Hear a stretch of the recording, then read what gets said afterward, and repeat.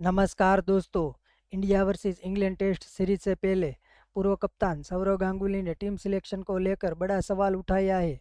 जब उनसे पूछा गया क्या भारत ये सीरीज जीत सकता है, तो गांगुली का जवाब था हाँ बिल्कुल। हमें सिर्फ दो चीज़ों की ज़रूरत है, अच्छे बल्लेबाजी और जसप्रीत बुमराह का फिट रहना। 20 जून से भारत इंग्लैंड में खेलेगा 5 टेस्ट मैचों की सीरीज और इसको लेकर काफ़ी चर्चा हो रही है।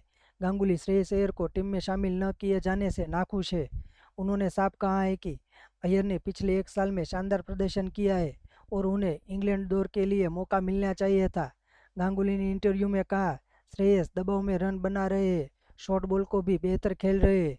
भले ही टेस्ट क्रिकेट थोड़ा अलग होता है, लेकिन मैं उन्हें इस सीरीज में मौका जरूर देता। गांगुली का इशारा अजीत अगरकर की अगुवाई वाली चयन समिति की तरफ था, जिन्होंने श्रेयस अय्यर को टीम में जगह नहीं दी। तो दोस्तों, क्या आपको लगता है श्रेयस अय्यर को मौका मिलना चाहिए था? हमें कमेंट में ज़रूर बताना। जय हिंद।